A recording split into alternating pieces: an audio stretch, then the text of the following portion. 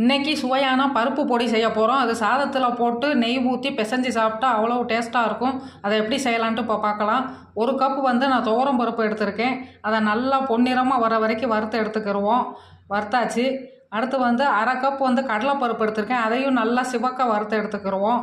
சிவக்க வறுத்தாச்சு. அடுத்து 1/2 கப் பாசிப்பருப்பு எடுத்துக்கிடுவோம். அதையும் நல்லா சிவக்க வறுத்து எடுத்துக்கிடுவோம். வறுத்தாச்சு.